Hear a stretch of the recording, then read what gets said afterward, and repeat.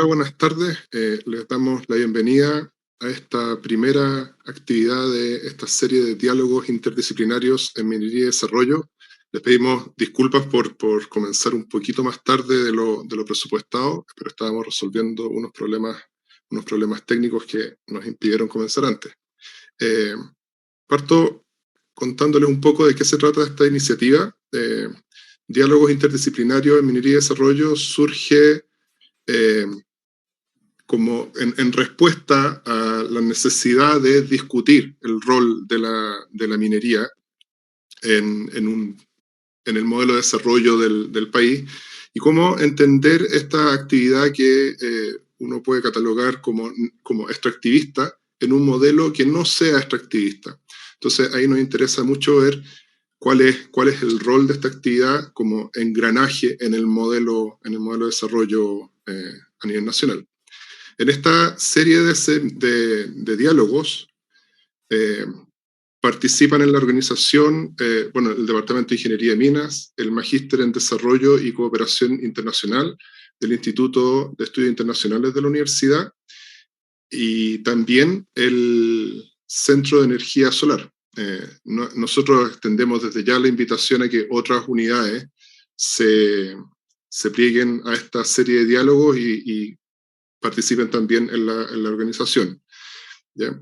En la primera actividad, que es la que nos convoca hoy, como charla inaugural, corresponde a la charla Royalty, ejercicio de un derecho de propiedad y eje de una nueva estrategia productiva, que estará a cargo del profesor José Gabriel Palma. El profesor Palma es doctor en Economía de Oxford, doctor en Ciencia Política de la Universidad de Sussex y profesor titular emérito de la Facultad de Economía de la Universidad de Cambridge y profesor titular a tiempo parcial en la Facultad de Administración y Economía de la Universidad de Santiago de Chile. Le damos la bienvenida, profesor Palma, y le agradecemos además por su tiempo, porque nos acompaña desde muy lejos. Él está físicamente en Cambridge y nos va a compartir con nosotros una presentación que va a durar alrededor de 50 minutos. Después de eso tenemos espacio para tener un diálogo. Vamos a tener un panel ahí donde vamos a establecer un diálogo, y existe en ese momento también la posibilidad de tomar algunas preguntas que ustedes nos dejen en el chat de YouTube para complementar ese diálogo, ¿ya? Sin más, le damos la bienvenida al profesor Palma. Adelante, profesor. Primero que nada, muchas gracias por la invitación a la Facultad de Ingeniería de la Universidad de Chile, al Departamento Minas y a los demás institutos que están en esta presentación. Les agradezco mucho la invitación y ciertamente el tema a discutir hoy día desde el punto de vista del futuro de la estrategia productiva chilena ya no puede ser más relevante. Cualquier conversación sobre el royalty hay que partir por clarificar conceptos, porque no solamente en royalty, en muchos otros temas de economía, los conceptos se usan para una cantidad grande de distintos significados. El royalty se usa para 10 cosas. Aquí vamos a concentrarnos en una que yo creo que es la más relevante.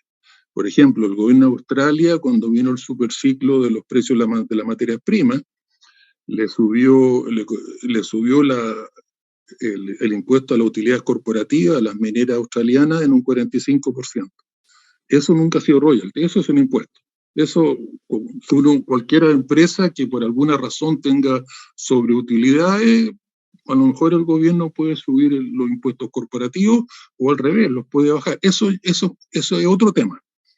El royalty tiene que ver con una cosa muy específica, que es el recurso natural que tiene el país. Y esto es muy importante porque, como nos decía Confucio, cuando las palabras pierden significado, uno pierde su libertad. O sea, sepamos de qué estamos hablando. Entonces, para mí, el concepto del royalty viene, yo creo que una muy buena forma de definirlo es lo que dice la Real Academia Española. que parece que en economía entiende a veces más que muchos de los famosos expertos. Y lo que nos dice la Real Academia Española respecto al royalty es algo muy específico. Define el royalty de la siguiente manera. Dice, en la cantidad que se le paga al propietario de un derecho a cambio del permiso para ejercer. O sea, aquí hay dos temas. Uno, ¿quién es propietario del derecho? Y segundo, ¿cuánto se le cobra al que quiere ejercer ese derecho? Esas son las dos grandes preguntas que tiene el royalty y que tenemos que enfrentar en Chile en el royalty. Primero, ¿quién es el dueño de los recursos naturales? Y segundo, ¿qué precio, si somos nosotros, todos los chilenos, qué precio sería el que deberíamos cobrar al que pide permiso para explotar esos recursos? Ahora, ¿quién es el dueño de los recursos naturales? La respuesta es bastante fácil. Basta leer la Constitución actual, que por muy ilegítima y tramposa que sea, es muy clara en ese tema. Los recursos naturales son de propiedad de todos los chilenos. En eso, esa Constitución, de las pocas cosas que no cambió de lo que venía antes, es en esa definición. Nosotros, todos los chilenos, somos dueños de los recursos naturales. Ahora, por supuesto, pasó un año, se aprobó la Constitución del 80, y un año siguiente, el 81, José Piñera, que era uno de los autores de la Constitución del 80, sacó su famosa ley minera que contradijo todo lo que decía la Constitución. Las famosas que se dan los permisos plenos. En esa ley del año 81, básicamente lo que redefinió el concepto de propiedad de los recursos naturales y dijo que si bien todos los chilenos somos dueños de los recursos naturales, lo somos solo hasta el momento en que alguien pide permiso para explotar ese recurso natural. Ahí nadie sabe cómo ni por qué, perdemos ese derecho, además lo entregamos gratis, perdemos ese derecho y pasa a ser de la empresa que lo explota. Ahora, eso obviamente es inconstitucional. Era inconstitucional en el 81, lo sigue siendo inconstitucional hoy día. O sea, la Constitución ya no puede ser más clara. Y las pocas cosas que se puede predecir de la Constitución próxima, la siguiente, es que va a ser incluso más clara en eso. No cabe duda que los dueños de los recursos naturales somos nosotros. Ahora, ¿qué significa eso? Significa que hoy día, una minera coloca una dinamita, saca una roca que pesa 1 tonelada, imaginemos que la ley del mineral es 1%. Entonces, en esa tonelada de roca mineralizada vienen 10 kilos de cobre fino, más los subproductos. Entonces, el punto es, ¿quién es dueño de esos 10 kilos de cobre fino y sus productos? Y segundo, si somos nosotros, ¿cuál es el precio de eficiencia que nosotros deberíamos cobrar por eso? Porque una ventaja que seamos todos los chilenos y que el Estado sea que a nombre nuestro lo administre, es que podemos cobrar un precio de eficiencia. Esto es un precio que sea socialmente óptimo, no solamente óptimo desde un punto de vista económico. Ahora, aquí el problema es mucho más de fondo de lo que parece, porque una de las grandes contradicciones de la teoría de la ideología neoliberal, y esto no solamente en Chile, sino en general, es que hace una distinción de facto, no de jure, sino de facto, una distinción enorme entre los derechos de propiedad privado y los derechos de propiedad social.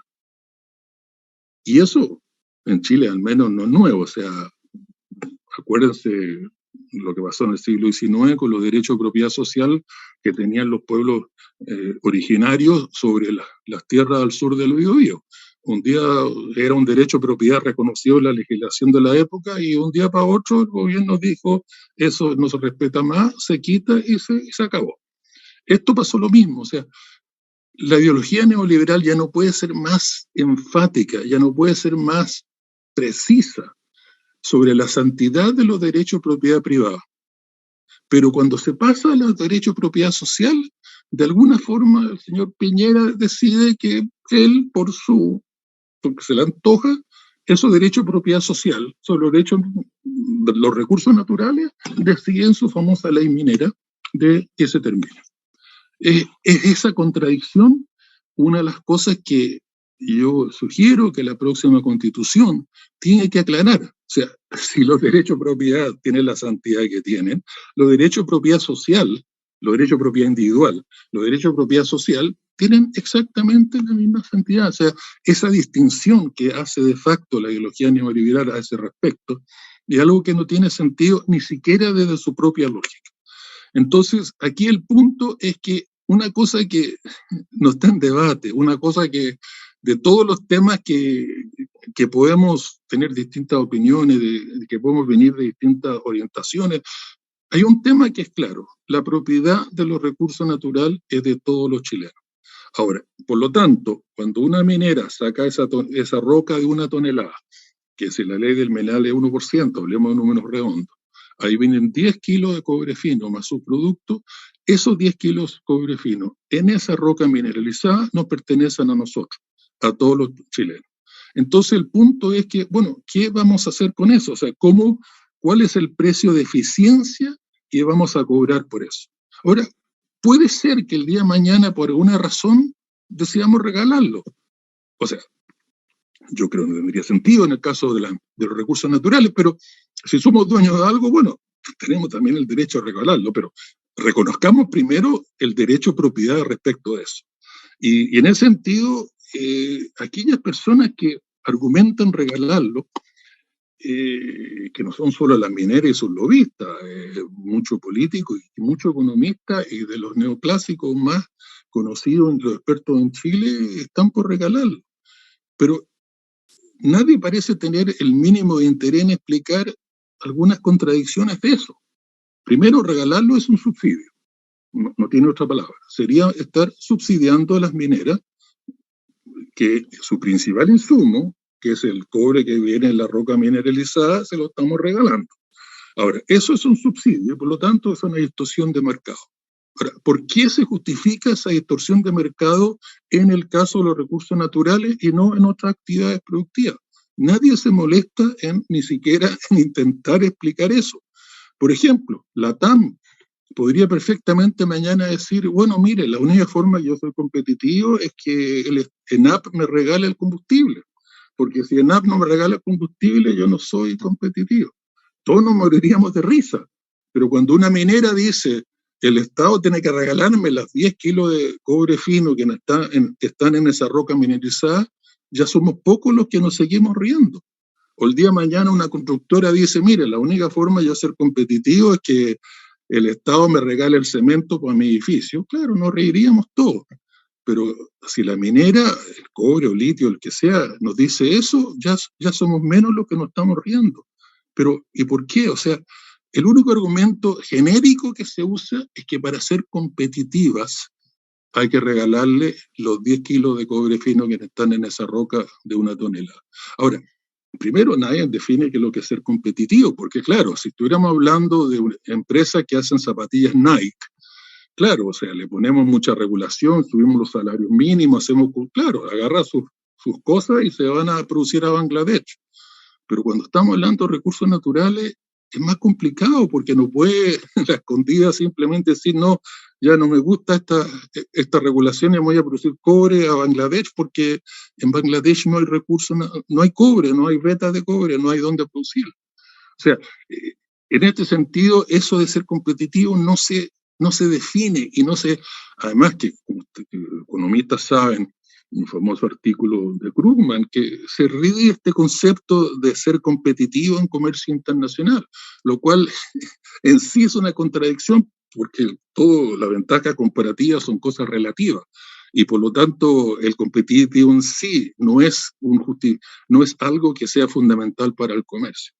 Y en el medio de este debate, que muchas de las mineras y por supuesto sus organizaciones como el Consejo Minero nos lloran que si les ponemos el royalty no van a ser competitivos, como salió en la prensa hace pocos días, hay una empresa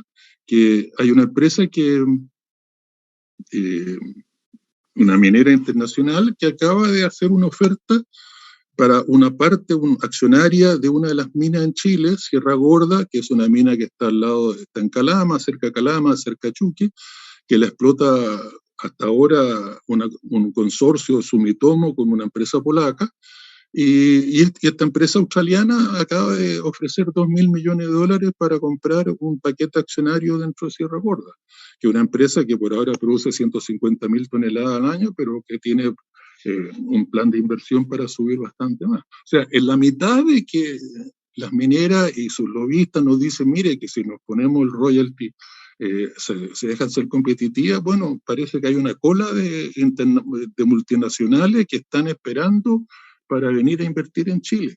Claro, lo que pasa es que a los precios del cobre hoy día, y además con la perspectiva futura por toda la cosa de la energía renovable, el precio del cobre tiene perspectivas muy altas y por lo tanto hay un interés de inversión en cobre que es altísimo. Por lo tanto, el hecho de que el argumento contra que hay, o sea, el argumento por regalarla, hacer subsidio, que es una distorsión de mercado, y solo ahí, que son a las empresas más rentables que hay en Chile, pero no tiene pies ni cabeza.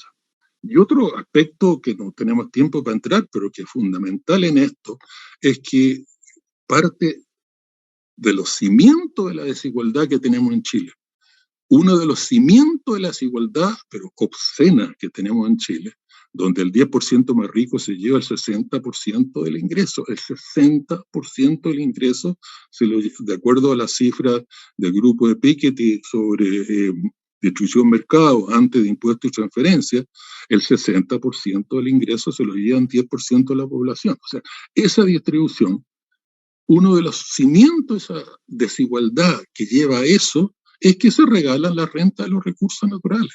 El Banco Mundial calcula un número que hacen ellos, un cálculo de ellos, no es mío, que las rentas de los recursos naturales en Chile equivalen al 15% del PIB.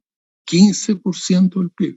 Y hoy día estamos regalando ese 15% del PIB a un grupo de grandes multinacionales o conglomerados chilenos, y los derechos del agua los conocemos y los de pesca los conocemos. O sea, eso es de la fundación. O sea, no vamos a hacer nunca algo respecto a nuestra desigualdad si seguimos regalando ese 15% de los recursos naturales. Ahora, además de esa cosa de lo que ya hemos dicho, de que tenemos el derecho a cobrar, que el no cobrar está a los cimientos de nuestra desigualdad y que el no cobrar es una de las mayores distorsiones de mercado que hay en Chile, hay otro tema que es muy importante recalcar, que es el siguiente. Y esto viene de la teoría económica. Esto es la teoría económica de los recursos naturales, que parte de David Ricardo, y que básicamente el tema fundamental que se concentró Ricardo en esto es demostrar que no hay nada más ineficiente en un punto de vista económico que regalar las rentas de los recursos naturales. O sea, todo lo que, bueno, parte criticando a Adam Smith y a su escuela de pensamiento, que eso lo heredó hasta hoy día la economía neoclásica. Dice Ricardo que Smith y los que siguen no entienden la especificidad de los recursos naturales. O sea, hay una cosa que es distinta. Los mercados de los recursos naturales tienen especificidades distintas al mercado de las papas o el mercado del trabajo. Y lo que especifica Ricardo es que el regalar esas rentas a través del mercado, de dejar que las privadas, en este caso las mineras, se apropien de la renta de los recursos naturales, las transforma en no productivas. ¿Qué significa eso? Él básicamente, lo que él trabaja en su modelo, que la forma simple, él toma tres agentes: el rentista, que es el dueño de la tierra; el capitalista, que es el que trabaja la tierra; y los trabajadores, que es lo que hacen el trabajo. Y él lo que demuestra que si ese mercado se deja a que funcione dentro de un mercado desregulado, o sea, si ese escenario se da dentro de un mercado desregulado, primero se genera una tendencia para que crezca proporcionalmente el valor absoluto, una proporción cada vez mayor de eso va al rentista. Y una proporción cada vez menor de eso va al capitalista, que es el que trabaja la tierra. Ahora, y lo que él dice como la inversión, la absorción tecnológica, la creación tecnológica Y el crecimiento de la productividad depende del capitalista. Él es el que trabaja la tierra y él es el que invierte, él es el que absorbe tecnología, él es el que sube productividad. Entonces lo que él muestra es que esa tendencia, que es básicamente de distribución de ingresos, del total de la producción agrícola, el porcentaje que va al rentista en una economía desregulada, una economía de mercado desregulado, crece cada día más. Y eso hace un sándwich al medio, eso limita el porcentaje que va a la utilidad operativa y además estanca los salarios. Entonces, lo que él muestra es que en el largo plazo, en una economía de ese tipo, donde hay recursos naturales y que se operan a través de mercados desregulados, cada vez más el porcentaje de las rentas va a crecer, el porcentaje de la utilidad operativa se va a jibarizar y, por tanto, cae la inversión, la absorción tecnológica, el crecimiento de la productividad y los salarios reales se van a estancar. O sea, suena conocido, o sea, lo que conocemos en Chile, eso suena bastante conocido. Y dejen de darle un solo ejemplo fuera de Chile para mostrar cosas de afuera. Hoy día en Estados Unidos, si el 1% de Estados Unidos ganara como proporción del PIB lo mismo que ganara cuando Reagan fue elegido y comenzó la reforma neoliberal. O sea, si el porcentaje que se lleva el 1% fuese el mismo que se llevaba cuando Reagan fue elegido, que era ya bastante alto. Si fuese el mismo, hoy día ese 1% ganaría 2 billones de dólares menos de lo que gana. 2 millones de dólares menos de lo que gana. O sea, ese es lo que pasa cuando uno deja esta economía en mercados desregulados, donde no solamente la renta de los recursos naturales, sino las rentas que se generan en la actividad productiva, la financiera y la manipulación de los mercados, etcétera. Toda esa generación de renta es tal que se genera una gran concentración del ingreso arriba. Pero la otra parte de esa medalla, que es tan importante como esa, es que en Estados Unidos, si hoy día la inversión fuese como porcentaje del PIB la misma que era cuando Reagan fue elegido, hoy día la inversión en Estados Unidos sería $1 billón más alta de lo que es. O sea, la combinación, que de eso se trataba Ricardo en esto, la combinación que se da cuando uno deja que mercados desregulados sean los que administren y los que distribuyan el ingreso dentro de estos tres agentes, los rentistas, los capitalistas y los trabajadores, lo que hace es que tenemos un 1% en Estados Unidos que gana 2 billones de dólares más, pero se invierte $1 billón menos. O sea, esa es la combinación que se tiende a generar en economías desreguladas. Y Ricardo se debe estar ciertamente, o sea, se debe sentir que absolutamente justificado en su análisis teórico. Porque eso es precisamente lo que ha pasado desde la reforma neoliberal. Ha pasado toda una dinámica en las cuales cada día más la renta se lleva la tajada del león, las utilidades operativas de actividades productivas son cada día más jibarizadas y los salarios tienden a estancarse. Por lo tanto, aquí el problema no solamente que tenemos el derecho a cobrar por la renta de los recursos naturales. Tenemos el derecho a cobrar por los 10 kilos de cobre fino que hay en esa tonelada de roca mineralizada, sino que además tenemos el deber de hacerlo, porque el no hacerlo, lo que no solamente genera desigualdad, no solamente genera distorsión de mercado, no solamente genera todas esas cosas, sino tiene un costo muy específico que transforma esa renta en rentas no productivas y por lo tanto afecta a la inversión, afecta a la absorción tecnológica, el crecimiento de la productividad. No por nada hemos tenido esa desaceleración del crecimiento de la productividad en Chile, de 3,9 del el periodo de crecimiento rápido, 86-98, cayó la mitad en la década siguiente, del 98 al 2008, y de 2008 hasta el estallido social cayó a 0,4, o sea, prácticamente se estancó. O sea, en Chile llevamos 50 años de esto, o sea, este modelo lleva 50 años, y seguimos clavados en el cobre concentrado. Las mineras no siquiera se molestan en usar toda esa renta que les regalamos en invertirla en la diversificación productiva, en la diversificación de nuestro sector exportador, en este caso la industrialización del sector exportador. Llevamos 50 años a esto y seguimos clavados en ese sentido. Entonces, un asunto que hay que recalcar es no solamente, como les digo, que tenemos el derecho a cobrar, sino la urgencia de empezar a cobrar y además de hacer uso productivo de eso.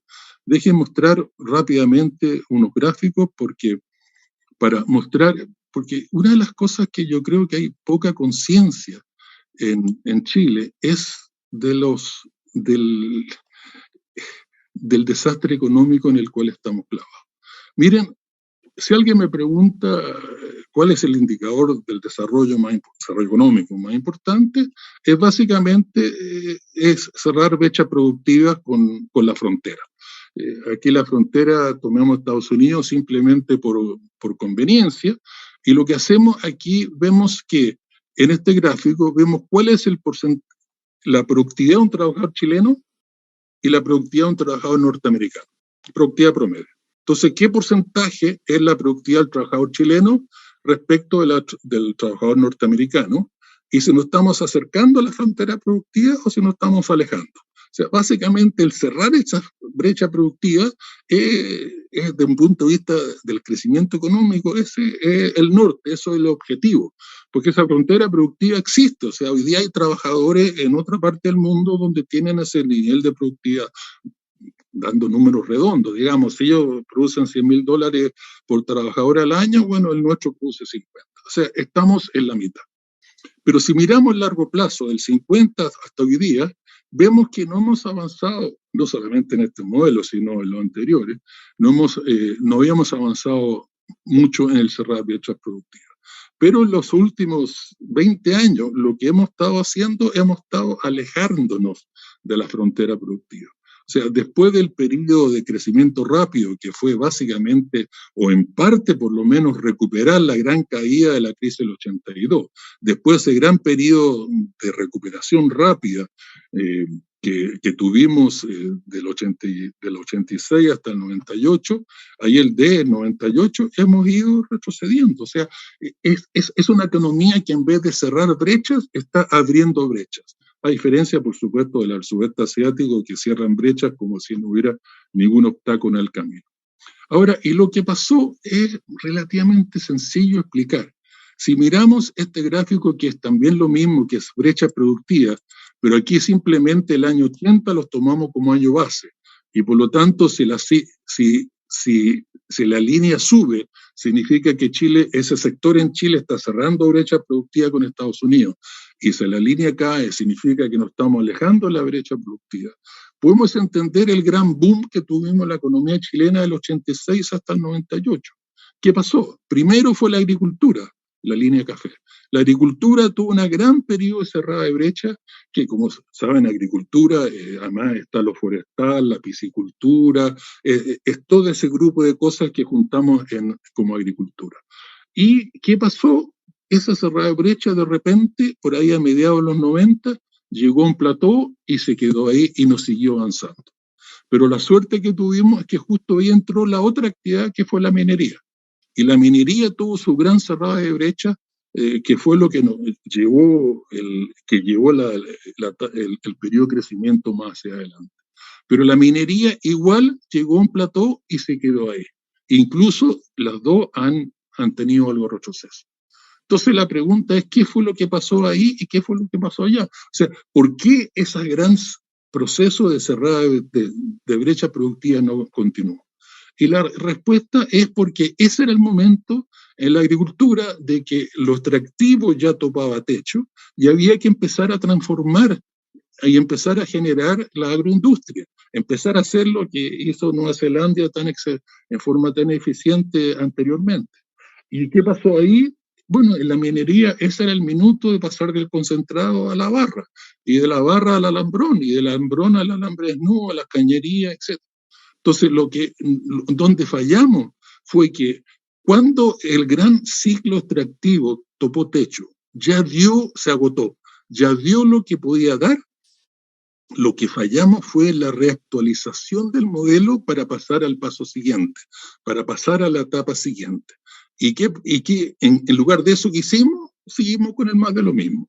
A pesar que el más de lo mismo significaba que la cerrada brecha productiva ya incluso se empezó a ir para atrás, y significaba que, desde el punto de vista de Ricardo, se seguían acumulando las rentas y se seguían transformando en rentas no productivas. Y si uno mira el sector commodity, el sector que es agricultura y minería, otra vez el periodo largo, del 50 hasta el 18, uno tenemos que en cuanto de productividad, hubo un gran auge productivo de tanto la agricultura como la minería, que además comenzó con el gobierno de Frei Montalva, no empezó con el periodo, como nos cuentan tanto, con el periodo después del golpe de Estado. Y aquí tenemos un periodo de 40 años de crecimiento de la productividad un 5%. Eso más o menos por ahí se multiplica por 8. Estamos hablando de un periodo altamente dinámico, pero ¿qué pasó del 2000 para adelante? Ese crecimiento de la productividad se estancó, pero se estancó no porque los productores se pasaran a ser ineficientes, no porque falta de atención del Estado, no, porque empezaron los retornos decrecientes, porque ya como que costaba, ya no cabía otro pino, ya no cabía otra salmonera, ya los grandes yacimientos de cobre ya están todos funcionando. O sea, ese era el minuto para haber continuado con este crecimiento de la productividad hacia adelante. Ese era el minuto que lo que teníamos que hacer era empezar a usar la renta de los recursos naturales para industrializar, para diversificar exportaciones, para pasar a la etapa siguiente, que fue toda la lección que nos dan los países nórdicos, que eso fue lo que hicieron ellos, los países asiáticos ricos en recursos naturales, que han salido, que toda estrategia de desarrollo tiene, como en el supermercado los productos tienen su fecha de vencimiento, bueno, la estrategia de desarrollo también lo tiene. Y ahí viene, lo que viene es que hay que reactualizar, hay que renovarse, es como un software que tiene que reactualizarse. Y ahí es donde fallamos. Y entonces llegamos a una situación de completo estancamiento productivo, de la productividad, no del producto, que siguió creciendo. Hay un mínimo, parte por empleo y parte por un mínimo crecimiento de la productividad, pero básicamente este gran auge productivo se estancó. Ahora, y eso se ve muy claro si uno mira la participación de Chile, de las exportaciones chilenas en las exportaciones mundiales de cobre. Tenemos que por ahí de principios de los 2000, mire cómo ha caído. O sea, el 2004 llegamos a tener un 40% del total de exportaciones de cobre del mundo, el 40% venía de Chile. Hoy día es el 27%. Y eso tampoco pasó porque otros países se pusieron tan las pilas y se pasó porque, bueno, ese era el minuto de que había que pasarse hacia productos de mayor valor agregado. Y entonces lo que hemos tenido desde entonces es lo siguiente: si uno mira la economía mundial, y esto lo hago este gráfico del 80 al 2018, y tenemos el crecimiento del empleo en el eje horizontal y el crecimiento de la productividad en el eje vertical. Tenemos que el promedio mundial de este periodo ha sido, está ahí el punto negro, que es más o menos unos 7 de crecimiento de empleo y unos 6, 7 otra vez en crecimiento de la productividad. Y ahí nos da 4 cuadrantes. ¿Y qué significa? ¿Quién está en el cuadrante 1? Bueno, son los países desarrollados, que hoy día más bien se le debería llamar geriátricos, que no generan ni empleo como el promedio mundial, ni productividad como están bajo el promedio mundial, tanto en generar empleo como en generar productividad. Y el cuadrante 2 es puro América Latina. ¿Y en qué consiste el cuadrante 2? Consiste en alta capacidad de generar empleo, básicamente en servicios y construcción, y capacidad de generar productividad mínima. El promedio de América Latina es 0. O sea, Argentina, México y Brasil hoy día, su productividad por trabajador es la misma que tenía en el año 80, hace 40 años atrás. Mientras tanto, China multiplicó los 20 y el resto del Asia multiplicó entre 5 y 10. Y América Latina, porque Argentina, México y Brasil, con el colapso de Venezuela, representan más del 80% del PIB regional. Y ese 80% del PIB regional, el crecimiento de la productividad hacía 0. ¿Y quién está en el cuadrante 3? Que son países que generan empleo y productividad, son solo los asiáticos. Los de segunda generación, los de Indonesia, Tailandia, Malasia, los de primera generación, los Corea, Singapur, Taiwán, Vietnam, India y China. O sea, estos son los únicos países que son capaces de caminar y masticar chicle, son capaces de generar empleo y productividad. Nosotros somos solamente capaces de generar empleo y no productividad. Y eso tiene que ver con la estrategia extractiva. Una estrategia extractiva que tuvo un periodo de auge, pero se quedó parada. Entonces, bueno, ¿qué ha pasado en Chile? Si dividimos este periodo en Chile en los 3 subperiodos chilenos, que es primero el periodo de los Chicago Boys, del 80 al 86 de este periodo, el desastre absoluto que fue ahí, con un crecimiento negativo de la productividad, pero con crecimiento del empleo, pero crecimiento negativo de la productividad, de repente nos saltamos al periodo de auge, del 86 al 98. ¿Y qué pasó después? Volvimos al cuadrante 2. No fuimos capaces de mantenernos dentro del cuadrante de los países que son capaces de generar empleo y productividad. Volvimos de nuevo a casa. O sea, hay en América Latina una especie de fuerza de gravedad que nos trae de vuelta al cuadrante 2, que es básicamente un cuadrante donde se genera mucho empleo, pero muy poca o nada productividad. Y eso es una de las razones fundamentales por lo cual hay que ponerse las pilas. Es que no solamente la renta de los recursos, si uno es rico en recursos naturales, lo cual es claramente una gran ventaja, pero lo que hay que hacer es, esas rentas hay que usarlas en forma productiva. Y si uno las deja a un mercado desregulado que la distribuye a su manera, como les decía, y como hemos visto en Chile, lo que pasa es que la proporción que se llevan los rentistas cada día es mayor, capitalistas operativos cada día es menor y los salarios tienden a estancarse. Y además de eso, las rentas tienden a usarse en forma no productiva. Y por lo tanto, lo que hay que hacer en ese sentido, el sacar el proyecto de ley que está en el Senado respecto al royalty no es solamente el ejercicio de un derecho a propiedad, que eso es fundamental, y no solamente en el sentido del derecho que tenemos a hacerlo, sino tenemos el deber de hacerlo, porque el no hacerlo es lo fundamental de por qué la economía nuestra se ha ido estancando progresivamente. Y como les digo, el crecimiento de la productividad cayó de 3,9 a 2,1 y de 2,1 a 0,4. Y esto no vamos a salir de ese pantano mientras no usemos esos recursos que vienen de la renta a los recursos naturales en forma productiva. Pero eso no va a pasar porque la mano invisible. Eso va a pasar porque se cobre el royalty y porque el uso de ese royalty se haga en forma eficiente. Y además, en ese sentido, por supuesto, ahí hay un elemento importante que tenemos que, en ese precio de eficiencia, no solamente tenemos que relacionar esos 10 kilos de cobre fino con el precio del mercado del cobre, sino además que tenemos que internalizar en ese precio las externalidades que existen en la economía, la externalidad del medio ambiente. Por supuesto, la actividad minera produce contaminación, pero la mano invisible no es capaz de internalizar ese daño medioambiental en el precio de mercado. Por lo tanto, en el precio de eficiencia, y voy a volver en un minuto a eso, lo que tenemos que hacer es buscar una fórmula en la cual no solamente tengamos una relación eficiente entre el cobre que está en la mina, en la roca mineralizada con el precio final del cobre, sino además que internalicemos en forma eficiente las externalidades que hay alrededor de la actividad minera. Lo verde es lo fundamental, pero también hay un problema hídrico, también hay un problema de la gente que vive en aquellos lugares que son afectados por la mina. Bueno, todo eso hay que internalizarlo en ese precio de eficiencia. Y lo que ha pasado ahora por no hacerlo, de Chile han salido, como han demostrado economistas en Chile han salido como meras rentas de los recursos al margen de la utilidad operativa de las mineras. Ellas han sacado como rentas una cantidad que es mayor que lo que costó el Plan Marshall para reconstruir la Europa destruida después de la guerra. Imagínense de los números que estamos hablando.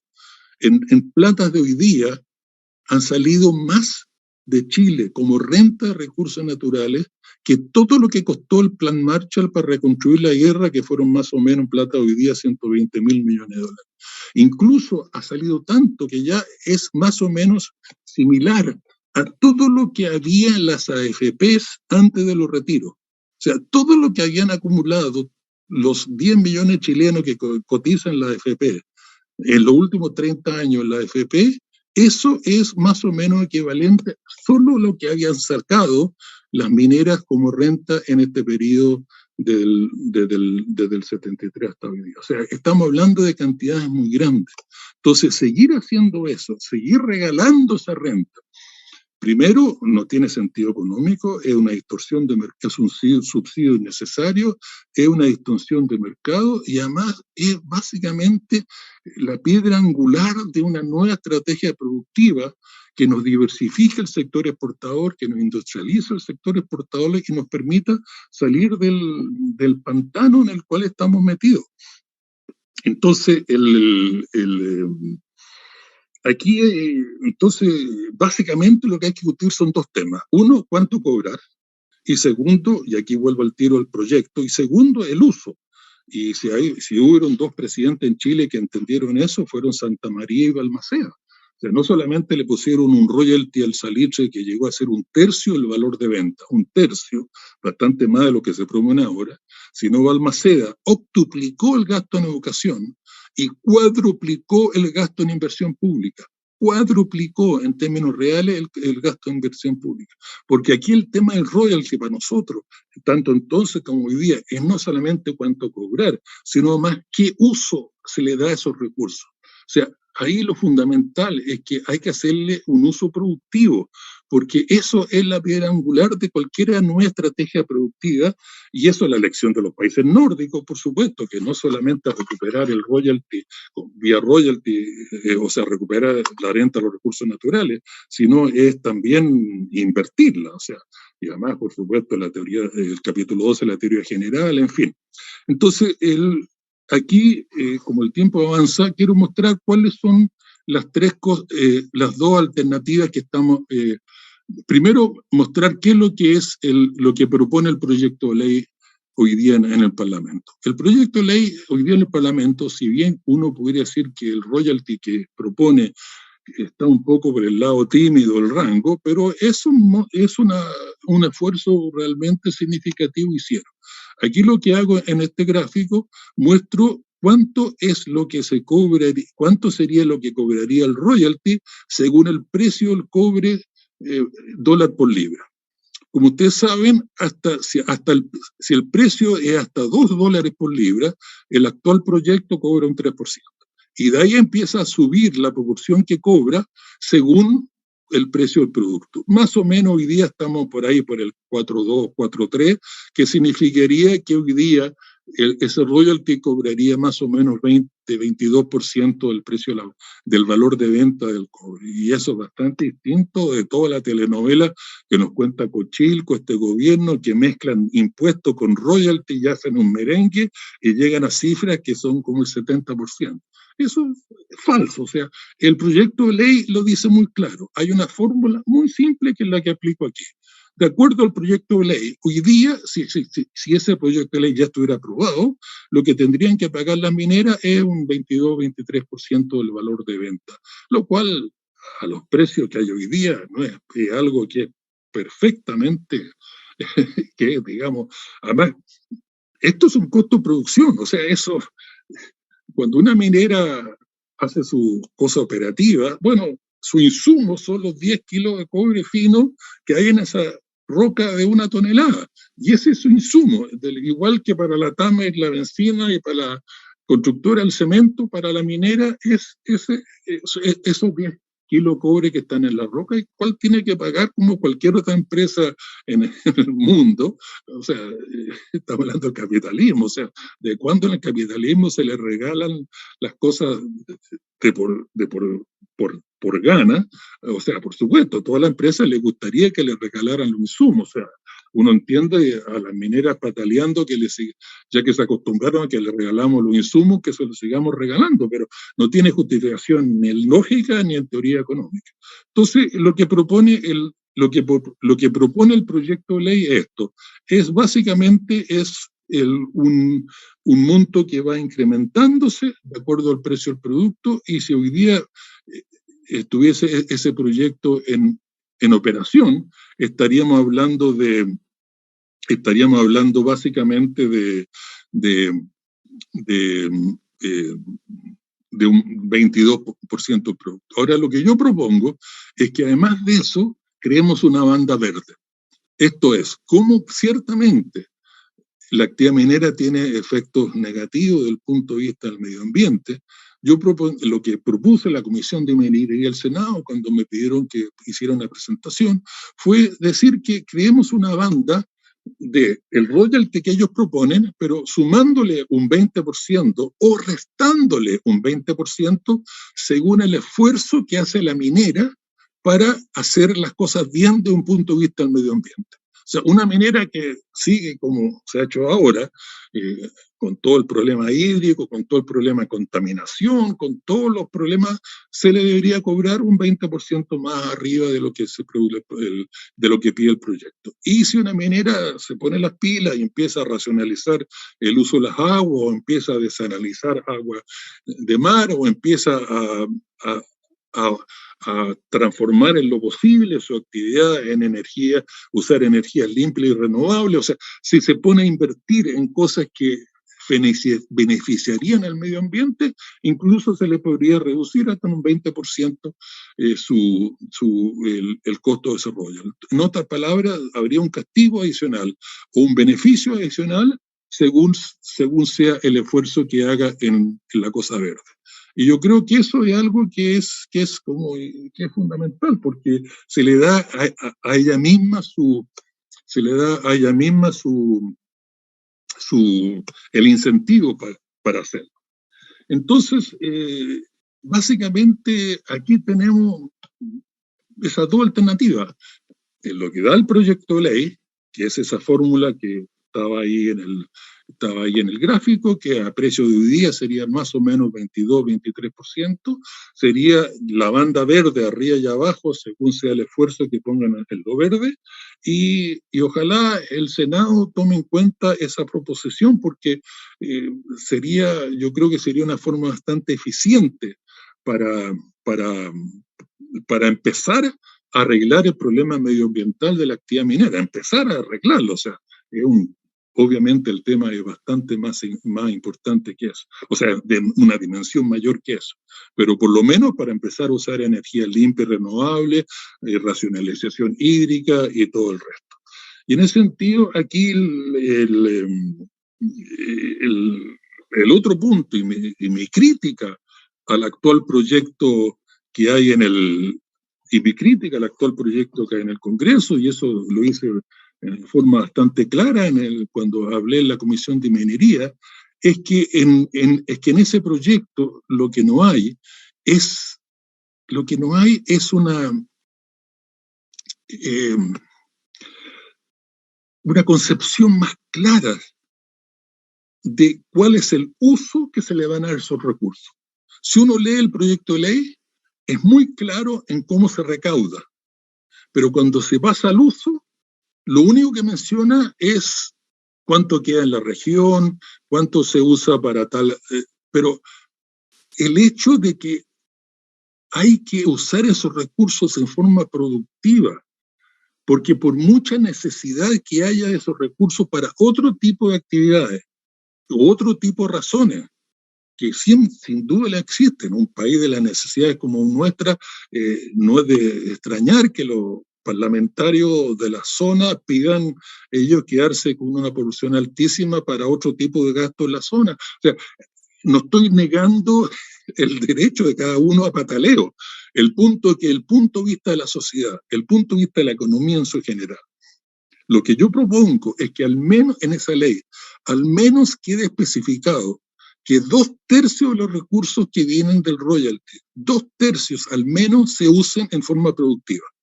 Se usen para diversificar el sector exportador, para industrializar la minería, para desarrollar todos los encadenamientos productivos tanto hacia atrás como hacia adelante, lo que se llama agua arriba o agua abajo, o sea, para empezar a producir mucho más de los insumos que usa la parte extractiva de nuestro país, como también para empezar a industrializar nuestro sector exportador. O sea, si hacemos el royalty, que es el ejercicio de un derecho, y el no hacerlo es una ineficiencia, no tiene nombre, pero si los recursos se usan para otro tipo de fines, bueno, no nos deberíamos sorprender entonces que vamos a seguir en el pantano que estamos, que vamos a seguir con el estancamiento de la productividad que les mostraba.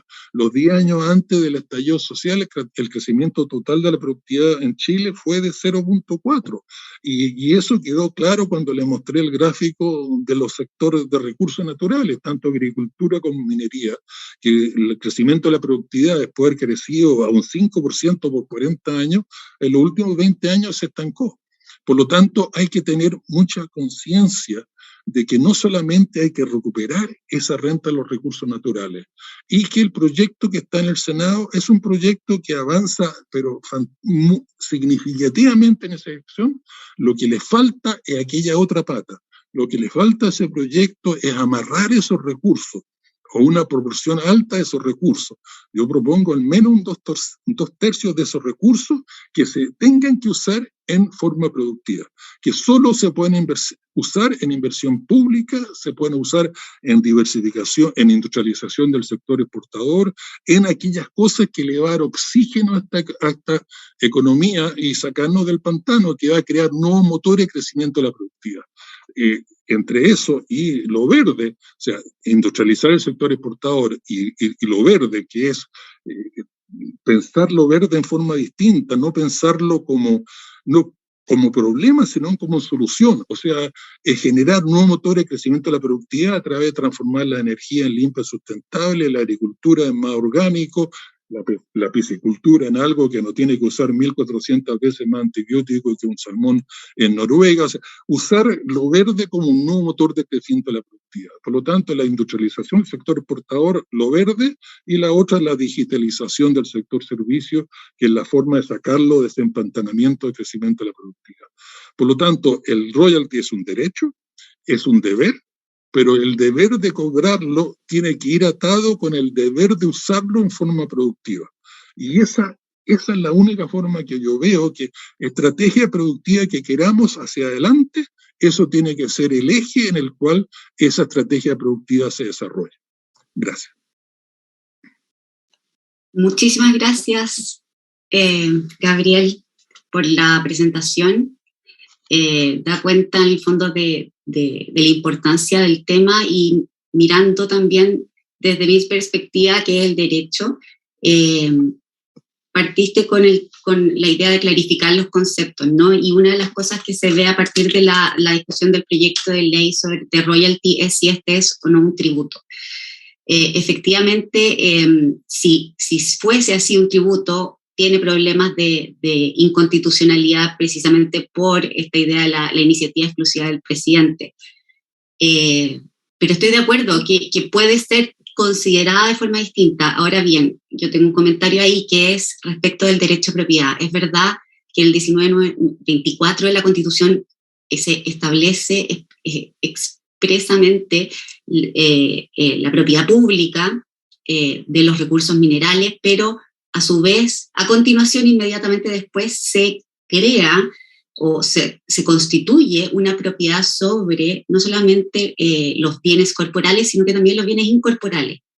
Y los bienes incorporales, específicamente la concesión minera. Y hay una regulación a nivel constitucional muy detallada de aquello. Y efectivamente tenemos como el constituyente de la época, entonces lo que escribe con la mano, digamos, lo borra con el codo, ¿ya? Porque tenemos efectivamente dos constituciones de propiedad, uno sobre el bien corporal y otro sobre el bien incorporal, que son a través de las concesiones. Entonces, en ese sentido,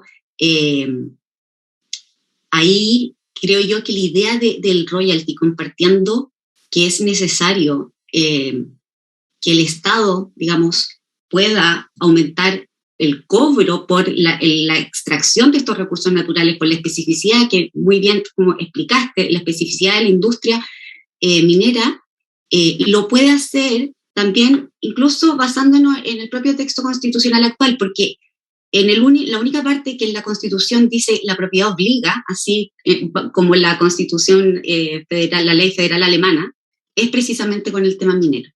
Ahí dice al concesionario, digamos, debe ejercer o debe la actividad minera, digamos, la concesión minera obliga al dueño a desarrollar la actividad necesaria para satisfacer el interés público que justifica su otorgamiento. Entonces, en el reconocimiento de este interés público, poder desarrollar esta idea que efectivamente a través del royalty, que el royalty en el fondo es el interés público que justifica el otorgamiento, porque a partir de la explotación de estos recursos es posible que el país, digamos, se desarrolle, ¿ya? Se desarrolle y pueda, en el fondo, compensar también lo que bien dices, que es el tema, el menoscabo ambiental que también provoca la actividad minera.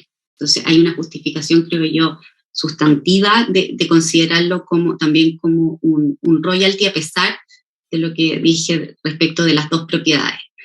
Yo tengo una pregunta y después le voy a dar la palabra a Simón. También, si a partir de las reformas del 2005 y las del 2010 que establecieron este impuesto especial a la minería, cada vez que en el fondo se proponían estas reformas legislativas, escuchábamos digamos, los mismos reclamos de lo que afectarían en cuanto a incentivos para la industria minera. Si existen estudios desde el punto de vista económico respecto de estos cambios. O sea, si efectivamente afectaron la mayor inversión y producción de la actividad minera. Y hay una pregunta en el chat respecto del royalty también, si el royalty podría ser establecido respecto de otros recursos naturales, si no solamente en temas de minería, del cobre. ¿Simón? Sí, agradezco más la última pregunta, justamente era una duda que yo tenía, agradezco la exposición a Gabriel, pero tengo dos dudas o preguntas para abrir un poco más el diálogo. Una es cómo meter efectivamente más conocimiento en la producción, porque una cosa es industrializar hacia adelante y tal vez poner incentivos hacia lo verde, pero cómo podemos poner conocimiento en juntar, qué sé yo, el tema de las propiedades bacteriales del cobre, juntarlo con grafeno, en fin, aprovechar tal vez incluso el capital humano que años atrás no había en Chile, y cuáles serían algún tipo de instituciones que tendríamos que tener para eso. Y lo otro es, tú mencionaste que se destinen 2/3 de inversión productiva, pero otra alternativa también es lo que hizo Noruega, que es armar un fondo soberano y gastar los retornos de ese fondo soberano. El punto es aquí cómo estabilizamos una política fiscal que en ese caso dependería de lo que se ha mostrado, que el precio del cobre es un camino aleatorio, un poco complicado decir 2/3 se van a destinar a eso, tal vez juntar un fondo, ¿no es cierto?, y tratar de tener un colchón que estabilice aquello. Y cómo se vincula ese recurso que podríamos captar con los derechos sociales que saldrían en la nueva Constitución. Si piensas que parte de eso se tendría que destinar a echar a andar algún tipo de esquema de pensiones, salud, educación, etc. Son varias preguntas en una, pero tú pescas las que te parezca interesante. Gracias, Paula. Billy. ¿Y después le damos la palabra a Gabriel? ¿O prefieres ahora contestar? No se escucha. Perdona, que había desconectado el micrófono. Déjame contestar ahora rápido y después pasamos a cualquier otra pregunta. Mira, tu primera pregunta, ¿cuál fue el efecto del royalty que se hizo, el del Lago Izaguirre el 2005, que se cambió un mínimo el 2010? Bueno, la respuesta de eso es bastante fácil, en el sentido de que la recaudación neta del royalty Lago Izaguirre es prácticamente cero, porque la recaudación bruta que sale de ese royalty equivalente al 1% de las ventas. En muchos años es bastante menos que eso, pero cuando mucho el 1% de las ventas. Pero cuando se hizo ese royalty, se le dieron tantas franquicias tributarias adicionales a las mineras. Se les postergó la invariabilidad tributaria, se les permitió seguir con la depreciación acelerada. O sea, se le dieron tantas regalías paralelas para que no reclamaran tantas, que si tú sumas el neto, si bien no es cero, el neto es prácticamente cero. Entonces, ¿qué efecto puede tener algo que su recaudación neta es mínima? ¿Te fijas? O sea, el efecto es cero. O sea, estamos hablando de la empresa más rentable de Chile. Estamos hablando de empresas que han tenido años de rentabilidad del 100% del capital. O sea, años que han recuperado en un año toda la inversión que han hecho de que llegaron a Chile hasta ese día. Estamos hablando de como digo, la empresa más rentable de Chile. Entonces, ¿qué efecto puede tener un royalty? Lo que pasa es que, claro, o sea, lo que argumenta Ricardo Lago es que, claro, cuando él trató de hacer el royalty, todavía había senadores designados. O sea, lo único que él podía pasar por el Senado era lo que pasó, que era la misma de la nada. Pero al menos se creó el concepto que en Chile hay royalty. O sea, ahora lo que discutimos no es si hay royalty o no. Lo que estamos discutiendo ahora es el monto. O sea, por lo menos se avanzó en eso. O sea, reconozcamos que aunque el monto recaudado haya sido absolutamente mínimo, por lo menos se cambió el juego. O sea, ya en Chile hay royalty. O sea, la discusión hoy día es el monto. Y en ese sentido, el efecto que tuvo ese royalty hoy día es insignificativo porque su recaudación es y ha sido insignificativa cuando tú sumas la recaudación neta, cuando le sacas el costo fiscal de todas las granjerías tributarias que se le dieron a las mineras para que no reclamaran tanto. Después, a la pregunta que hizo alguien que está escuchando, que si el royalty tiene sentido para los otros recursos naturales, por supuesto. O sea, pero es algo que... Lo que pasa es que este proyecto de ley solo toma cobre y litio, pero la idea de que los recursos naturales... O sea, ¿a quién se le puede ocurrir que el agua, la lluvia, pertenezcan a un privado? O sea, eso pasa en Chile, no pasa en ninguna parte del mundo. Que el agua, que cuando la nieve se derrite y baja el agua por los ríos, un privado es dueño del agua que viene de que las nieves se derritan. O es como si San Isidro fuera socio de la empresa, que cada vez que llueve le pasa un cheque a la empresa. O sea, es que no tiene sentido. ¿Cómo puede tener sentido la ley Longueira, que regaló las cuotas pesqueras a 7 familias y se les regaló a perpetuidad? Estamos hablando de cuotas pesqueras que, si se licitan en el mercado, habrían sido miles de millones de dólares de recaudación en este periodo. Y eso se le regaló, y además recordemos que con el apoyo de muchos diputados y senadores de la Concertación. O sea, aquí es fácil echarle culpa, ¿no es cierto?, a los Chicago Hoy, pero también recordemos que hubo bastante apoyo de parlamentarios de la Concertación que votaron a favor de la ley Longueira. O sea, esta idea de que los recursos naturales son nuestros, y ciertamente si lo único que se puede predecir de la próxima Constitución, que eso va a quedar claro, corporal, no corporal, o sea, va a quedar claro que los recursos naturales son de todos nosotros, y por lo tanto tenemos el derecho y el deber de cobrar por ello. Eso no significa necesariamente tener que expropiar todos los derechos de agua, pero sí cobrar, licitarlos, y los que se apropian tienen que pagar igual los derechos de pesca. Se pueden licitar. O sea, además eso es lo que dice la teoría económica neoclásica, que es la que supuestamente inspira a esta gente. O sea, la teoría económica neoclásica dice que lo obvio para adelante es licitar esos recursos naturales. Ahora, respecto de lo que dice Simón, el ejemplo de Noruega y todo. Claro, mira, en teoría yo creo que tienes mucha razón, pero en la práctica hay un problema de urgencia.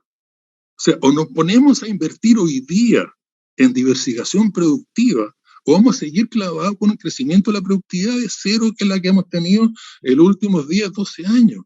O sea, el estancamiento productivo de la productividad en la minería y agricultura en los últimos 20 años va a continuar. O sea, hay un problema de urgencia. O sea, esa idea de que pongámonos a ahorrar para que el día de mañana usamos la rentabilidad de esos ahorros para invertir. Yo creo que en Chile no tenemos el tiempo. O sea, hay un problema de urgencia de que tenemos que ponernos a invertir al día siguiente que salga el proyecto, ponernos a invertir en diversificación productiva respecto a esos fondos. Y ojalá el día de mañana, claro, estabilizar esos ingresos, como tú muy bien dices. Ahora, respecto de las... un tema que no alcancé a tocar en la presentación y que muy claramente, y que muy breve, pero que tiene que ver con lo que han preguntado, es que otro royalty que yo propuse a la Comisión de Minería del Senado fue que, bueno, ¿por qué no hacemos un royalty entonces diferenciado? Si lo que queremos hacer es incentivar la industrialización del sector exportador, tanto hacia adelante como hacia atrás, entonces, ¿por qué no hacemos un royalty diferenciado? Que sea alto para el concentrado, medio para el fundido y otra vez la mitad para el alambrón. Y eso también se puede hacer pensando en los encadenamientos hacia atrás. O sea, ahí hay dos caminos. Uno es crear los incentivos para que la misma minera use los recursos que recibe la renta que recibe en forma eficiente, y la otra es recuperar esas rentas y que el Estado, a través de empresas mixtas, empresas públicas o la inversión pública de todo lo que se genere, lleve adelante ese desarrollo productivo. Y para terminar, se mencionó esto, que la nueva Constitución sin duda van a venir nuevos gastos sociales respecto de obligaciones que van a seguir de esa Constitución, seguridad social y el resto. Claro, pero eso es una cosa impositiva. O sea, en Chile recaudamos 20% del ingreso en impuestos, o sea, eso es la mitad, menos la mitad de Europa. O sea, claramente ahí hay eso tiene que financiarse con la parte impositiva. Lo que estamos hablando son rentas de los recursos naturales que deben usarse en lo fundamental, en inversión productiva. Y eso, y al menos que hagamos esa combinación, no nos sorprendamos que seguimos en el pantano económico que estamos hasta ahora. Gracias, Gabriel. Quiero hacer una pregunta yo ahora. Cuando uno mira la discusión que se ha dado en torno al proyecto de ley, parece ser que a esta altura de la discusión ya hay una aceptación general de que se puede recaudar más. O sea, de quienes desarrollan proyectos mineros, parece haber una aceptación de que se puede recaudar más, ¿cierto?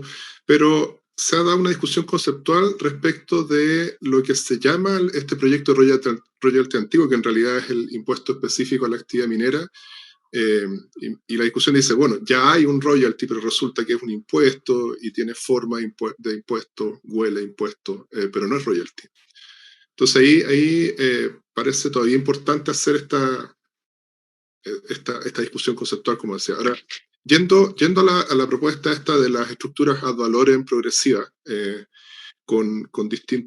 distintos precios del cobre, la inquietud ahí es de qué manera esa propuesta se hace cargo de la diversidad, de la tremenda heterogeneidad que hay en los distintos yacimientos, porque los costos varían mucho entre un yacimiento y otro, y no es claro que al fijar un impuesto ad valorem, que es exclusivamente dependiente del precio del cobre, eso va a ser eficiente, probablemente va a matar algunos proyectos de manera temprana, y la inquietud es si es que no funcionaría mejor una combinación entre un pedazo del royalty ad valorem más un componente que dependa de las utilidades.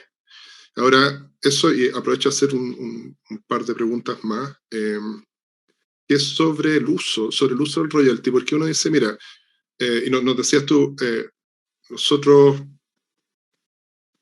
invertimos en estos usos productivos, y está la dicotomía de invertir en hacer más eficiente la extracción, porque tenemos costos que son crecientes en el tiempo. Esa es una alternativa, y uno podría desarrollar conocimiento para avanzar hacia, digamos, una minería verde, en que es más eficiente y de menor impacto. O alternativamente, uno podría decir, ya, yo en realidad me despreocupo de esto y me pongo inmediatamente a diversificar.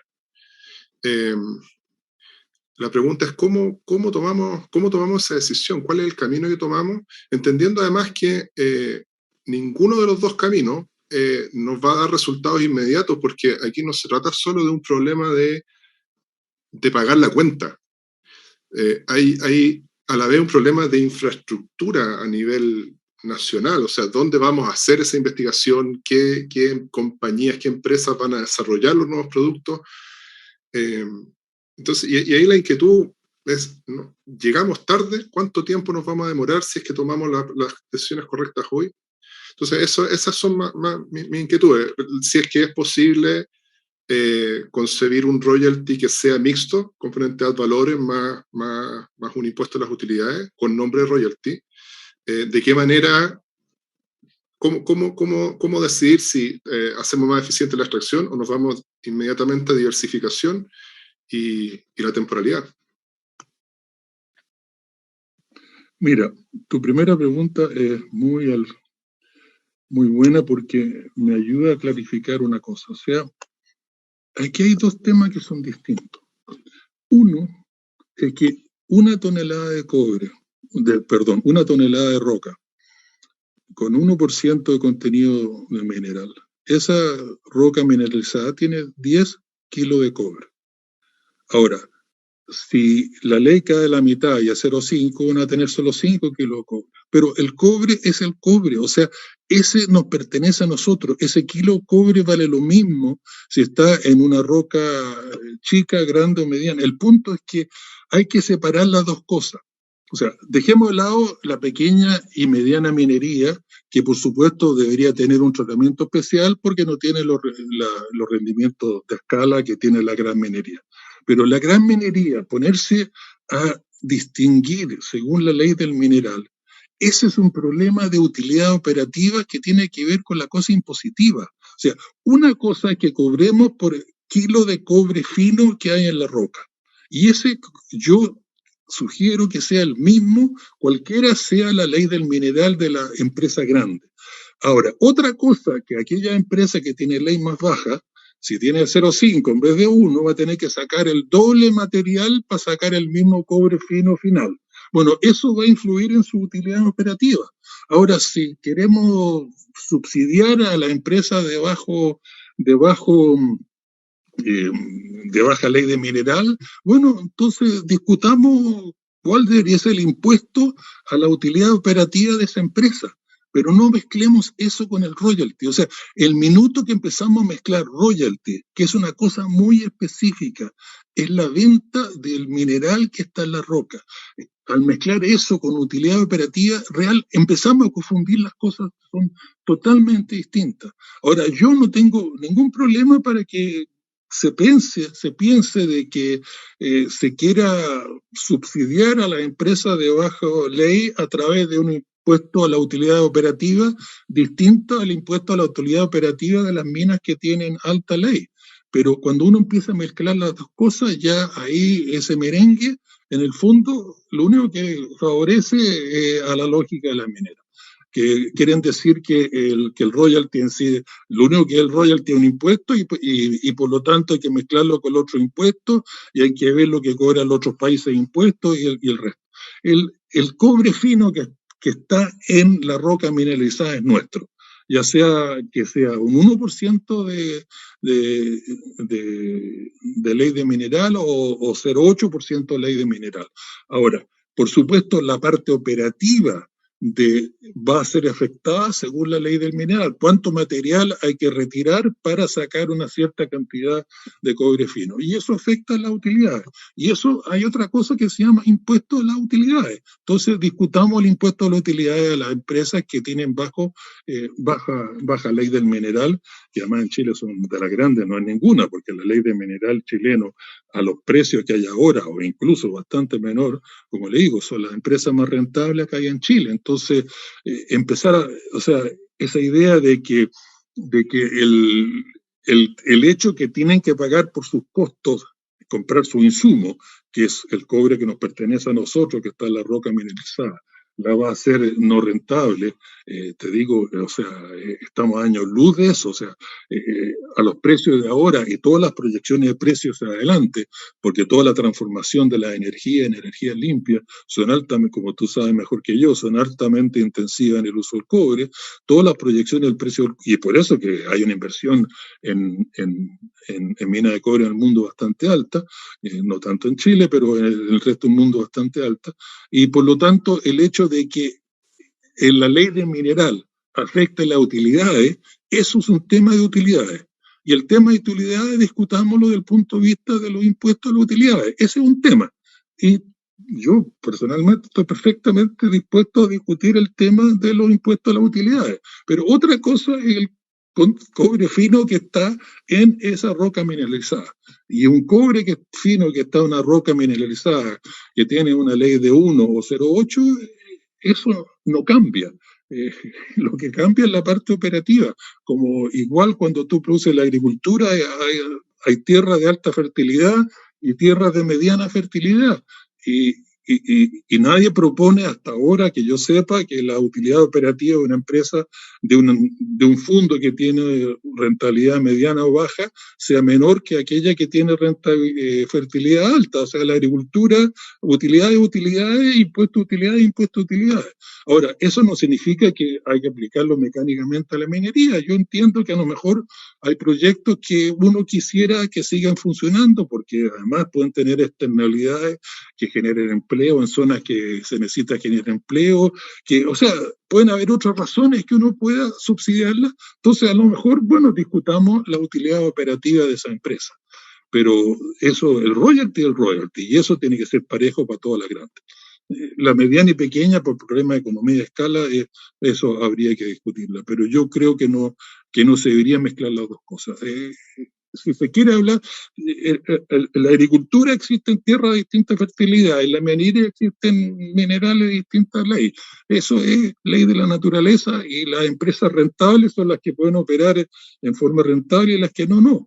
Pero al precio que hay hoy día, te aseguro que son todas perfectamente, altamente rentables, incluido con el royalty. Pero si por alguna razón se quiere incentivar alguna actividad minera en alguna parte que por alguna razón la ley es baja, lo que sea, bueno, conversemos entonces cuál sería el impuesto a la utilidad operativa de esa empresa.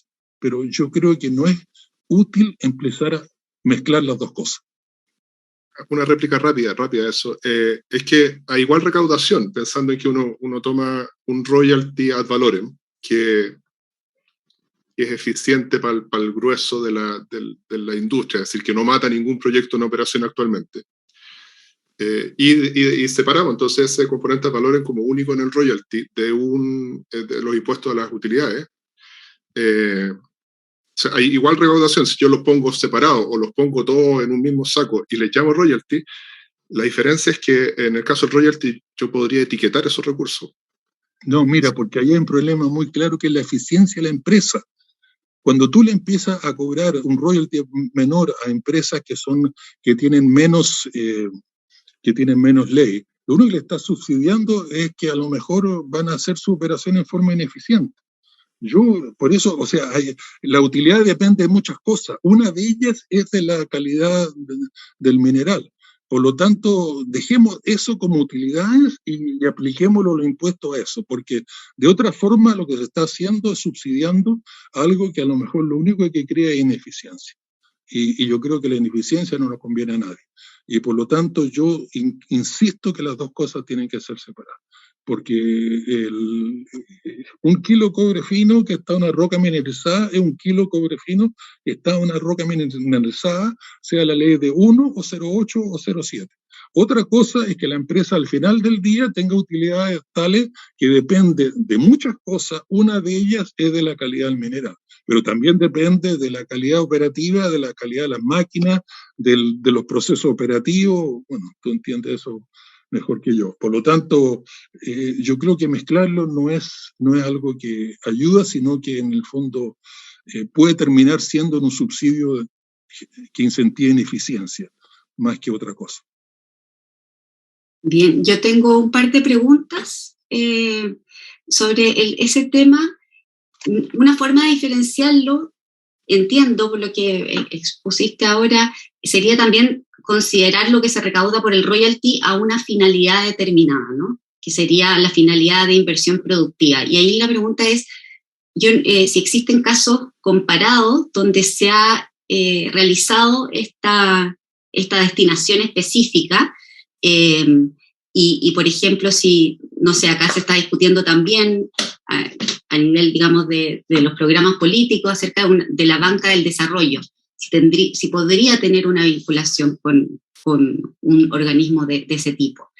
Y hay una pregunta también en el chat que dice: ¿el estancamiento productivo no depende también del deterioro en la calidad de los recursos, la baja de las leyes, el envejecimiento de las minas, etcétera? Perdón, perdí la segunda. ¿Me la puedes repetir? El estancamiento productivo no depende también del deterioro en la calidad de los recursos, baja de las leyes, envejecimiento de las minas, etcétera. Mira, deja partir por la segunda. Aquí en Chile hay una cantidad de gente increíble que cree que esto que la ley del mineral cae en el tiempo solo pasa en Chile. En el resto del mundo no pasa. O sea, cuando uno dice, mira, cómo ha caído la participación de la exportación de cobre en el comercio mundial, el gráfico que mostré, bueno, pero que está cayendo la ley del mineral. Como si las minas en Mongolia no tuvieran el mismo problema, o sea, las minas en Zaire o en Zambia, o sea, eso es parte de la ley, o sea, igual que la agricultura, la fertilidad de la tierra es distinta, y además que la fertilidad de la tierra también empieza a caer si la explotación que se hace es ineficiente. O sea, eso es parte. Bueno, si quieren capitalismo, bueno, tengan capitalismo. O sea, en el capitalismo las empresas que funcionan en forma eficiente son las rentables y son las que subsisten y las otras no. O sea, esa idea de que de alguna forma, o sea, recordémonos que Chuquicamata ha funcionado por más de un siglo. O sea, ese cuento que la ley del mineral empieza a caer en forma tan rápida y que al menos que le damos subsidios, las minas pasan a ser ineficientes. Bueno, Chuquicamata lleva más de un siglo produciendo y miren toda la beta que tienen. El teniente lleva más de un siglo produciendo y mire toda la beta que tiene. O sea, esa idea de que el estancamiento del crecimiento de la productividad se debe a una caída de la ley y no una falta de inversión, tanto en la parte extractiva como en la parte de procesamiento y la industrialización, yo creo que está equivocado. Ahora, respecto a la pregunta la otra, el royalty y el uso, si hay alguno país que haga lo mismo. Mira, yo cada día tengo más problemas con eso. O sea, esa cosa que hay tanto de que, bueno, si nadie más lo hace, ¿cómo lo vamos a hacer nosotros? O sea, siempre ir atrás de la curva. O sea, ¿cómo que no se nos puede ocurrir una idea un poquito más original que lo que se ha ocurrido a lo otro? Y eso es algo complicado en el mundo hoy día, porque cuando discutamos la nueva política fiscal vamos a copiar a los países europeos, donde ninguna de las grandes empresas tecnológicas del mundo pagan un peso de impuesto a la renta porque transfieren toda su utilidad de los paraísos fiscales. ¿Vamos a copiarlo a ellos? ¿O vamos a copiar a los otros países donde, de acuerdo a los Pandora Papers, o sea, o sea, el neoliberalismo no solo existe en Chile, existe también en todo Occidente. O sea, esta cosa de copiar a otros de las cosas que hacen, yo creo que es algo que ya hay que tomarlo con un poco más de cuidado.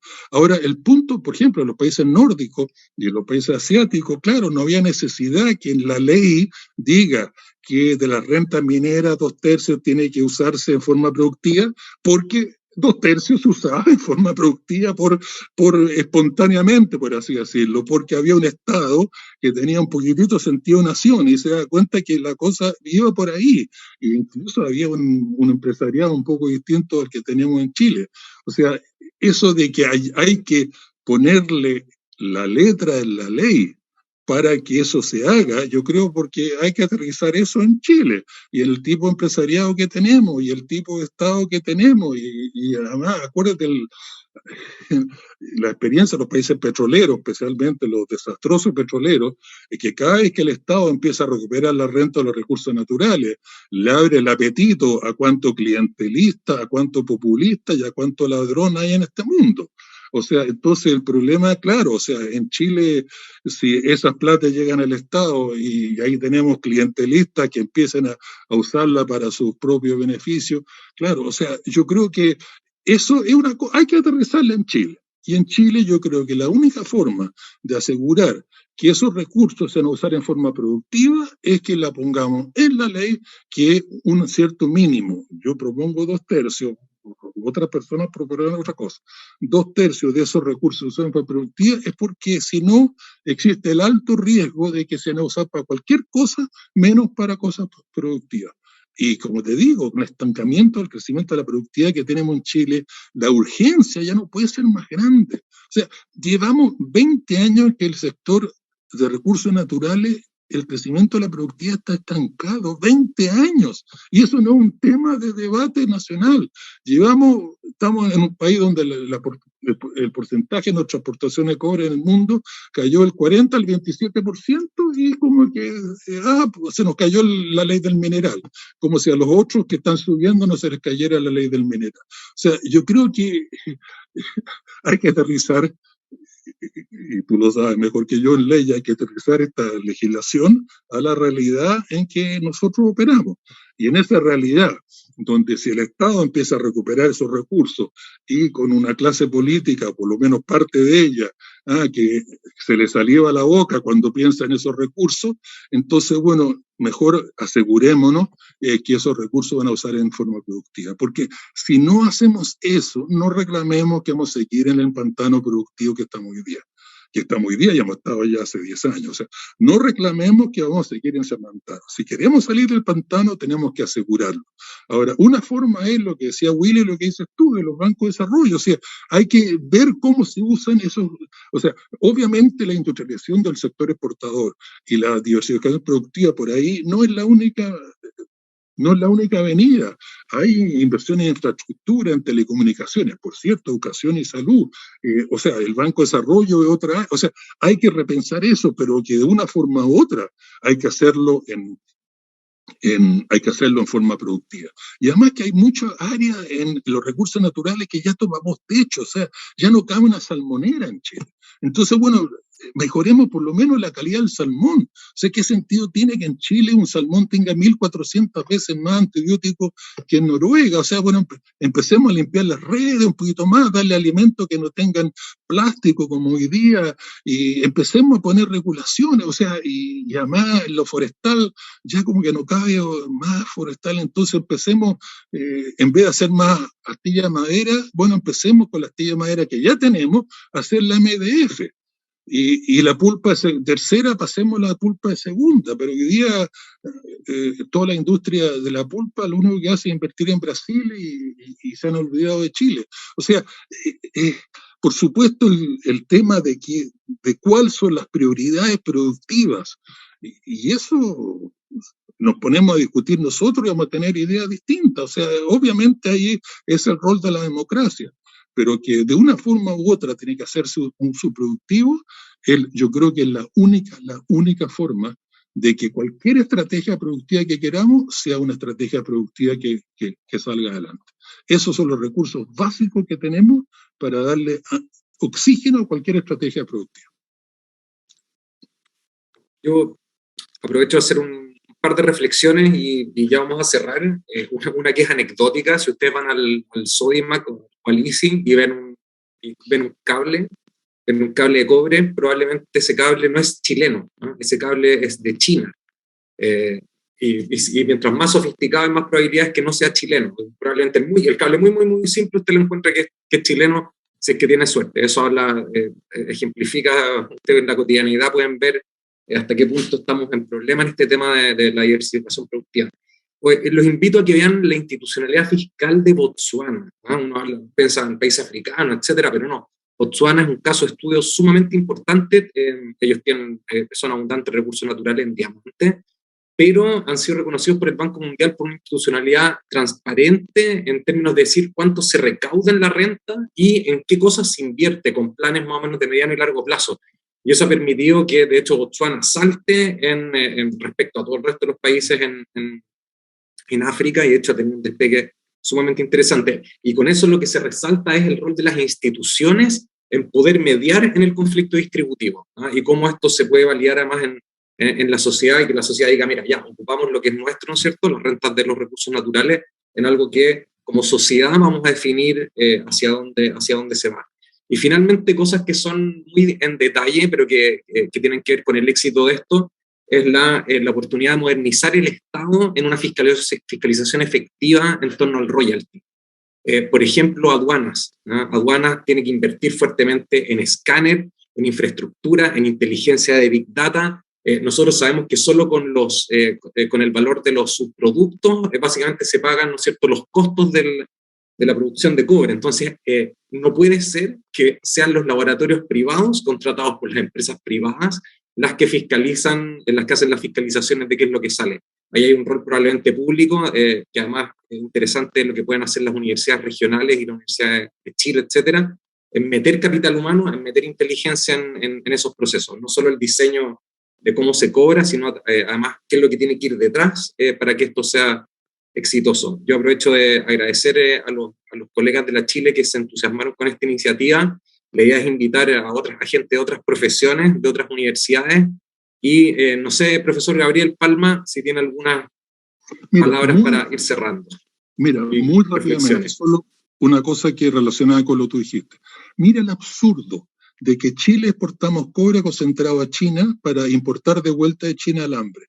O sea, piensa, el 70% del cobre concentrado es escoria. O sea, de Chile salen 1.200 barcos al año, como tú muy bien calculaste.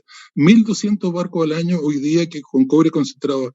El 70% de eso lleva basura. O sea, si alguien te pregunta cuál es el principal producto de exportación chileno por volumen, la respuesta es basura. O sea, el principal producto de exportación chileno por volumen es basura. Ahora, uno de los grandes contaminantes del mundo es la industria del transporte marítimo. Y nosotros estamos haciendo la peor contribución que hace Chile al calentamiento global, la peor de todas, es exportar innecesariamente el 70% del concentrado que sale. Si saliera en barra en lugar de concentrado, en los 1.200 barcos bastarían con 300. Pero no, en Chile exportamos 1.200 barcos que llevan 70% basura. O sea, la idea es que hay que exportar concentrado a China para que después reimportar de China el concentrado. Esa es nuestra mayor contribución al calentamiento global. O sea, el concentrado verde no existe. Por mucho que hiciéramos el esfuerzo, hiciéramos un concentrado verde en Chile, puesto en el puerto chileno, cuando ya llega a China llega sucio, por la contaminación del transporte marítimo. Y no podemos seguir pensando que nuestra contribución al calentamiento global solo se hace en la frontera chilena. O sea, si mandamos concentrado a Chile, somos los responsables de esa contaminación marina. Por lo tanto, es el absurdo de hacer eso, de ser el principal producto de exportación chileno es basura. Imagínate la idiotez que es eso de un punto de vista del calentamiento global. Por lo tanto, por lo menos pasar de concentrado a la barra, no solamente de sentido en todo lo que hablamos, sino que tiene un sentido de un punto de vista ecológico que ya no puede ser más obvio.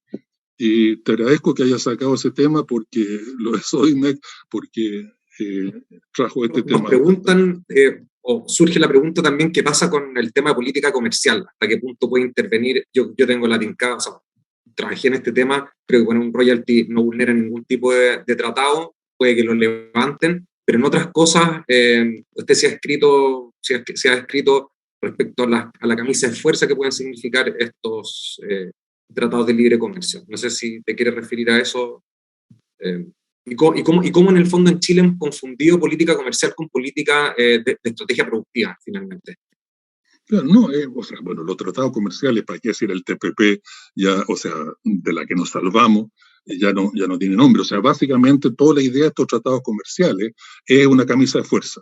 O sea, cualquier cambio que se haga, por racional que sea, por democrático que sea, por lógico que sea, que afecte la rentabilidad de las empresas, tanto multinacionales extranjeras como conglomerados chilenos, amerita compensación. Entonces, si el día de mañana Chile dice, no, ¿sabes qué más? Se acabó esto de mandar cobre concentrado a China porque no vamos a seguir contaminando de la forma que estamos contaminando con transporte marítimo, y se pone un royalty, por ejemplo, el diferenciado que yo propongo, las empresas navieras podrían demandar al Estado chileno en cortes internacionales porque se le acabó el negocio de transportar basura. O sea, ese es el nivel de absurdo que es el TPP. No solamente las mineras podrían pedir compensación porque un royalty diferenciado la obliga a hacer la fundición en Chile, sino que las navieras podrían demandar al Estado chileno porque hoy día llevan 800 barcos con basura y el día de mañana, si exportamos barra, no van a llevar los 800 barcos con basura. Entonces, eso tiene derecho a compensación. Si el absurdo de todos estos tratados comerciales es que no toma en cuenta la racionalidad del cambio de política, no toma en cuenta la democracia atrás de eso, que el hecho de que la mayoría de chilenos quiera hacer las cosas distintas no es razón para no pagar compensación. El hecho que hayan nuevos tratados internacionales que Chile firme. Por ejemplo, Chile puede firmar el París II, un nuevo tratado comercial de medio ambiente que le obliga a no seguir exportando concentrado. Eso no significa que no haya que pagarle compensación a las mineras y a las navieras por forzarla a ser concentrado en Chile. Por lo tanto, hay que una vez por todas ponerse las pilas respecto a estos tratados comerciales que, como tú sabes, lo comercial es el apéndice, es el envoltorio para que piquen los ingenuos y los oportunistas. El TPP, de los 30 capítulos, 5 son comerciales, 25 son temas que no tienen nada que ver con lo comercial. Cuando Chile hizo tratado comercial con Estados Unidos durante el gobierno de Lagos, Estados Unidos agregó que Chile ya no puede hacer más, como hizo en los 90, controles de capital, que fueron altamente efectivos. ¿Y qué tiene que ver control de capital con comercio? Anda a decirme tú, pero lo agregaron ahí. Eso es lo que son los tratados comerciales, entre comillas, modernos, que lo comercial es el envoltorio, el anzuelo, para que piquen los ingenuos y los oportunistas, y el resto se mete en todo otro tipo de cosas que si se hicieran tratados sobre eso jamás serían aprobados, porque obviamente no son favorables para nosotros, y además que son totalmente contradictorios, que incluso con la economía, con la teoría económica neoclásica, como tú dices, porque desde el punto de vista de la teoría económica neoclásica, de los second best, lo básico de la política pública es que los gobiernos tengan espacio de maniobra para poder moverse según las distorsiones y las fallas de mercado. Y eso es lo que impiden estos tratados comerciales. Cierran espacio de maniobra porque cualquier cambio, por racional, lógico y eficiente que sea y democrático que sea, hay que pagar compensación. O sea, no se sorprendan si el día de mañana, si que se llegase a firmar el TPP, que el día de mañana que se haga, que en vez de concentrado se exporte barra, las navieras nos demanden por compensación.